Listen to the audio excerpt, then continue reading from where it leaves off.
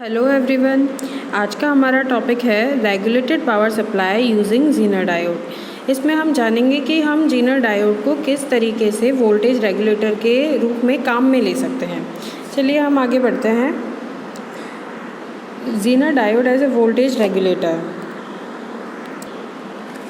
जैसा कि हम लोग जानते हैं कि जीनर डायोड का जो ऑपरेटिंग रीज़न होता है वो होता है रिवर्स बायस कंडीशन के अंदर, जहाँ पर वो एज ए वोल्टेज रेगुलेटर की तरह काम करता है।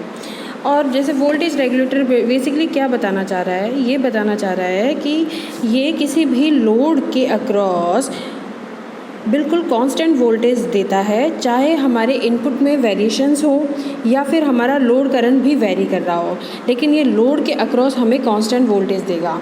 This property is called as a voltage regulation.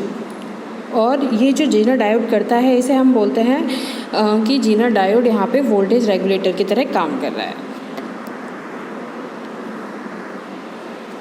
अब जब भी हम जीनर डायोड को वोल्टेज रेगुलेटर की तरह यूज़ में लेते हैं तो हमें क्या करना पड़ता है, हमें उसका एक सर्किट डिज़ाइन करना पड़ता है, जिसमें क्या है कि हम एक रजिस्टर लगाते हैं आर सीरीज़ में जीनर डायोड के, जो कि किस तरीके से काम करता है, करंट लिमिटिंग रजिस्टर की तरह काम करता है।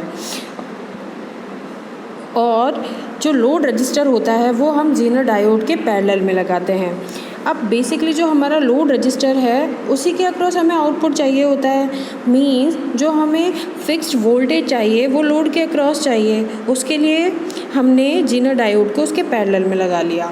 अब जो लोड के अक्रॉस जो कांस्टेंट वोल्टेज आएगा वो क्या होगा, वो बेसिकली होगा जीनर डायोड का ब्रेकडाउन वोल्टेज, जिसे हम VZ से डिनोट करते हैं। मींस हमारे इनपुट में चाहे कुछ भी वेरिएशंस हो, हमारा जो लोड रजिस्टर है उसके अक्रॉस जो कांस्टेंट वोल्टेज रहेगा वो हमेशा ब्रेकडाउन वोल्टेज VZ रहेगा। देखिए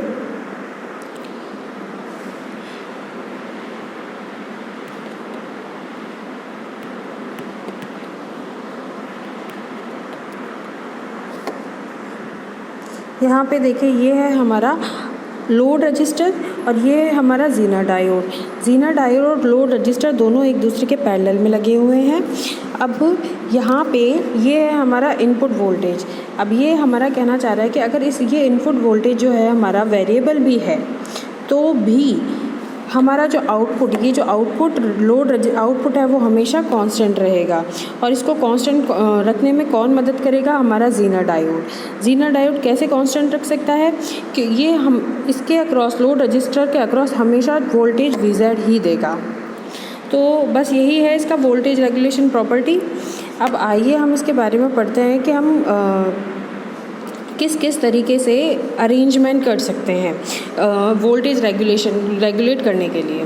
देखिए, पहली चीज़ तो ये है, जो IZ करंट है जो भी जीनर डायोड के अंदर फ्लो हो रहा है वो अपनी लिमिट से ज़्यादा नहीं होना चाहिए। मींस इसकी एक लिमिट होती है, जैसा कि हमने जीनर डायोड में पढ़ा था कि ये IZ मैक्स से ज़्यादा नहीं होना चाहिए। अगर IZ मैक्स मतलब जीनर डायोड के अंदर फ्लो होने वाली मैक्सिमम वैल्यू से अगर ये ज़्यादा हो जाता है तो क्या होगा कि हमारा जीनर डायोड ब्रेक भी हो सकता है, मतलब डैमेज हो सकता है। इसलिए इसके कुछ मॉडल्स होते हैं। अब देखिए मॉडल्स क्या हैं कि ये जो पूरा हमारा सर्किट है, मान लीजिए हम इसमें कंडीशंस लेके चलते हैं।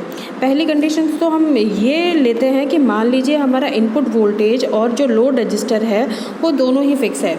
उस टाइम पे जो हमारा जीनर डायोड है उसके अंदर क्या करंट फ्लो होगा। फर्स्ट ऑफ ऑल तो ये कंडीशन होती है कि हम, क्योंकि बेसिकली तो हमें IZ फाइंड आउट करना है कि भाई कितना करंट जीनर डायोड में से फ्लो हो रहा है।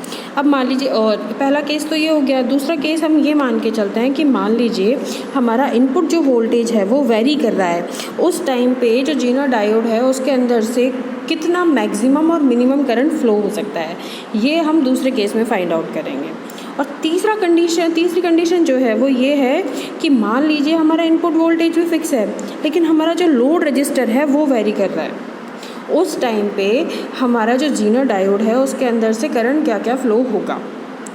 तो ठीक है, हम पहला मॉडल लेते हैं। पहला मॉडल जो होगा उसके अंदर हम ये मान के चल रहे हैं कि जो हमारा इनपुट वोल्टेज है वो भी फिक्स्ड है और लोड रजिस्टर है वो भी फिक्स है। और इस कंडीशन में हम करंट IZ को फाइंड आउट करेंगे जो कि जीनर डायोड में फ्लो होने वाला है। चलिए आगे बढ़ते हैं।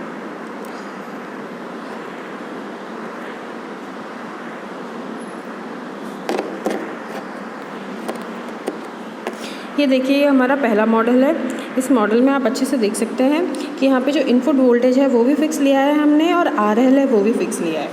अब जैसा कि हम जानते हैं, मान लीजिए IR जो है वो हमारा क्या है, सीरीज़ रजिस्टर में फ़्लो होने वाला करंट है। अब हमें क्या करना है, यहाँ देखिए ये जो नोड है हमारा, इस पे हमें KCL लगाना है। अगर हम यहाँ पे KCL लगाएंगे तो हम फाइंड आउट करेंगे कि IR जो है वो किसके बराबर है, IZ प्लस IL। ठीक है, अब हमें फाइंड आउट तो IZ करना है, मतलब जो करंट डायोड के अंदर फ्लो हो रहा है। अगर IZ फाइंड करते हैं तो जो वो किसके इक्वल होगा, IR माइनस IL। अब देखिए IR जो करंट है हमारा, IR करंट वो किसके इक्वल होगा, वो होगा हमारा इनपुट वोल्टेज VI माइनस जो भी हमारा डायोड जो वोल्टेज रेफ़र कर रहा है, मतलब प्रेफर कर रहा है, वो जो क्या है VZ, मतलब जीरो डायोड के अक्रॉस जो वोल्टेज है, डिवाइडेड बाय हमारा ये लोड रजिस्टर R। ठीक है, और जो हमारा IL होगा वो IL क्या होगा हमारा, कि जो भी हमारा VZ है, ये जो VZ है इस वोल्टेज को हम अगर डिवाइड कर दें हमारे लोड रजिस्टर RL से, तो बस यही दोनों वैल्यूज़ को हमें IR और IL की जगह पुट करनी है, और हम ये फाइंड आउट कर लेंगे कि हमारा जो डायोड है उसके अंदर से जो करंट फ़्लो हो रहा है वो कितना फ़्लो होगा। तो ये हो गया हमारा पहला मॉडल। चलिए हम आगे बढ़ते हैं, सेकंड मॉडल पे आते हैं। हमारे सेकंड मॉडल पे हमने क्या माना है, जो हमारा इनपुट वोल्टेज है वो वेरी कर रहा है। अगर हमारा इनपुट वोल्टेज अगर वेरी कर रहा है तो हम इसे दो कंडीशन ले सकते हैं कि या तो हमारा जो इनपुट वोल्टेज है वो मैक्सिमम है, और या हमारा इनपुट वोल्टेज है जो मिनिमम है। तो सबसे पहले हम मानते हैं कि जो हमारा इनपुट वोल्टेज है वो अपनी मिनिमम वैल्यू पे है। अगर ये हमारा मिनिमम वैल्यू पे है और अगर हम इसमें KCL अप्लाई करें इस पॉइंट पे, तो देखिए हमारा क्या होगा, यहाँ पे जो KCL अप्लाई किया तो अब जिस टाइम पे हमने ये माना है कि हमारा इनपुट वोल्टेज मिनिमम वैल्यू पर है, उस टाइम पे जो सीरीज़ रजिस्टर है इसके अंदर जो करंट फ्लो होगा वो भी क्या होगा, अपनी मिनिमम वैल्यू पे होगा। ठीक है, तो अब अगर हम इस पॉइंट पर KCL लगाते हैं तो क्या फाइंड आउट होगा, मतलब क्या निकल के आएगी करंट की इक्वेशन, वो निकल के आएगी IR minimum is equals to IZ minimum plus IL।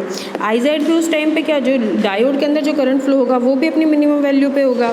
तो अब देखिए हमें फाइंड आउट तो IZ मिनिमम ही करना है। ठीक है, IZ मिनिमम की जब हम वैल्यू फाइंड आउट करेंगे तो हमें निकलेगा equals to IR minimum minus IL। अब तो आप लोगों को डाउट होगा कि हमने जब IR को मिनिमम मान लिया, IZ को मिनिमम मान लिया, तो IL मिनिमम क्यों नहीं है। एक्चुअली IL यहाँ पे कांस्टेंट है।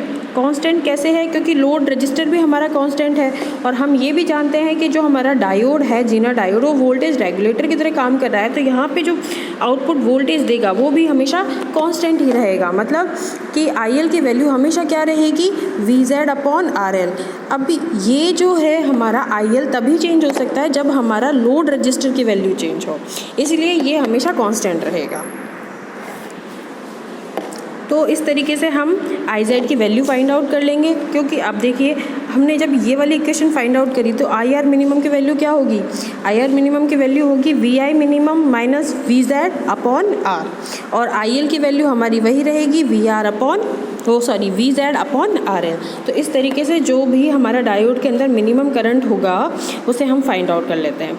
अब देखिए मैक्सिमम करंट फाइंड आउट करने के लिए हमें क्या करना पड़ेगा, मतलब जो हमारा डायोड है, जीना डायोड, उसके अंदर जो मैक्सिमम करंट फ्लो हो रहा है इस कंडीशन में वो क्या होगा। तो इसके लिए हमें क्या मानना पड़ेगा, हमें मानना पड़ेगा कि हमारा जो बैटरी है ये अपनी मैक्सिमम वैल्यू पर है। मैक्सिमम वैल्यू मतलब VI मैक्स पर है। उस टाइम पे हमारा ये जो करंट होगा वो भी क्या होगा, IR मैक्स, और ये जो डायोड है हमारा इसके अंदर जो करंट फ्लो हो रहा है वो क्या होगा, IZ मैक्स। ठीक। अब देखिए वापस से हम इस पॉइंट पर, इस नोड पे हमें क्या लगाना है, KCL लगाना है। जब हम इस नोड पर KCL लगाएंगे तो हम क्या फाइंड आउट करेंगे, IZ max is equals to IR max minus IL। अब वही IR मैक्स की हमें वैल्यू रखनी है। IR मैक्स की वैल्यू क्या होगी, VI max minus VZ upon R, और IL तो हमारा कांस्टेंट है ही। तो इस तरीके से हम डायोड के अंदर फ्लो होने वाले मैक्सिमम करंट को फाइंड आउट कर सकते हैं। चलिए अब हमारे थर्ड मॉडल पे की ओर आते हैं। हमने थर्ड मॉडल में माना है कि जो हमारा लोड रजिस्टर है वो वेरी कर रहा है और जो हमारा इनपुट वोल्टेज है वो फिक्स है। देखिए इस कंडीशन में क्या होगा, इस केस में देखिए क्या होगा कि हम मानते हैं कि जैसे मान लीजिए हमारा जो लोड रजिस्टर है वो अपनी मिनिमम वैल्यू पर है। अगर मान लीजिए लोड रजिस्टर हमारी मिनिमम वैल्यू पर है तो IL क्या होगा हमारा VZ अपॉन R मिनिमम। अगर R मिनिमम है तो उस टाइम पे IL क्या होगा हमारा मैक्सिमम। ये तो सिंपल सा है, ठीक है। अब यहाँ पे देखिए IR जो होगा बेसिकली KCL से क्या हमें पता चलता है, IR जो है हमारा वो है IZ प्लस IL, ठीक। अब हम यहाँ पे जो ये बैटरी है, इनपुट बैटरी है, ये तो चेंज कर नहीं रहे, VZ हमारा चेंज हो नहीं रहा, तो उस केस में हमारा जो IR है वो तो क्या रहेगा, कांस्टेंट ही रहेगा, ये तो चेंज हो नहीं सकता। अब लेकिन लोड रजिस्टर को मिनिमम वैल्यू पे रखने के कारण हमारा जो IL है वो अपनी मैक्सिमम वैल्यू पे आ गया। ये अपनी मैक्सिमम वैल्यू पर है, ये मतलब इंक्रीज़ कर गया। अगर ये हमारा इंक्रीज़ कर गया है तो ये जो IZ होगा उसको क्या होना पड़ेगा, इसको डिक्रीज़ होना पड़ेगा इसे कांस्टेंट रखने के लिए। क्यों, क्योंकि ये अगर बढ़ गया है IL तो IZ को कम होना पड़ेगा। तो बस यही चीज़ है, हमने इसलिए यहाँ पे माना IR जो हुआ वो क्या हुआ, IZ तो मिनिमम वैल्यू और IL की मैक्सिमम वैल्यू। अब हमने IZ मिनिमम वैल्यू जो है वो हमने निकाली, वो निकली IR माइनस IL मैक्स। और अब जानते हैं हम IR जो है वो तो कांस्टेंट है और क्या होगा VI minus VZ divided by R जो कि सीरीज रजिस्टर है, और IL मैक्स की वैल्यू क्या होगी VZ अपॉन RL मिनिमम। इस तरीके से हमने डायोड के अंदर फ्लो होने वाले मिनिमम करंट की वैल्यू को फाइंड आउट कर लिया। अब देखिए हम मैक्सिमम वैल्यू इस डायोड के अंदर कितनी फ्लो होगी उसे हम फाइंड आउट करते हैं। यहाँ पे क्या होगा, सिंपल सी बात है, वही फंडा है अपना, IL इज इक्वल्स टू क्या है VZ अपॉन R। अब R हम क्या मान रहे हैं, इसकी मैक्सिमम वैल्यू को मान रहे हैं। अगर RL की वैल्यू जो है मैक्सिमम होगी तो उस टाइम पे IL की वैल्यू क्या हो जाएगी, मिनिमम हो जाएगी। तो देखिए यहाँ पे हमने क्या माना, IR is equals to IZ max plus IL min. क्यों, अब IL जो है हमारा ये तो मिनिमम हो गया, और वही हमारी KCL से जो कि है हमारा IR is equals to IZ plus IL, यही है। तो अगर ये वैल्यू हमारी मिनिमम क्या बोलते हैं, हाँ मिनिमम हो गई है, और तो ये वैल्यू को क्या होनी पड़ेगी, हमारी मैक्सिमम होना पड़ेगा। सिंपल सी बात है, क्यों, क्योंकि IR तो हमारा कांस्टेंट है। तो ऐसा करने के लिए हमारी यहाँ पे हम KCL देख भी सकते हैं कि हमने IL को तो मिनिमम लिया है और IZ को मैक्सिमम लिया है। अब जब IZ मैक्सिमम की वैल्यू हम फाइंड आउट करेंगे वो क्या आएगी, IR minus IL minimum. IR हमारा कांस्टेंट है, उसकी वैल्यू होगी VI minus VZ divided by R, और IL मिनिमम की वैल्यू होगी VZ अपॉन RL मैक्सिमम। तो इस कंडीशन में हमने डायोड के अंदर फ्लो होने वाले मैक्सिमम करंट की भी वैल्यू फाइंड कर ली और डायोड के अंदर करंट फ्लो होने वाले मिनिमम करंट की भी वैल्यू फाइंड आउट कर ली। तो इस तरीके से हम डायोड के अंदर फ्लो होने वाले मैक्सिमम और मिनिमम करंट की वैल्यू को कंट्रोल कर सकते हैं, फाइंड आउट कर सकते हैं और वोल्टेज को रेगुलेट करा सकते हैं। ठीक है, वोल्टेज रेगुलेट मीन्स हम जेनर डायोड को एज ए वोल्टेज रेगुलेटर की तरह वर्क करा सकते हैं। Thank you.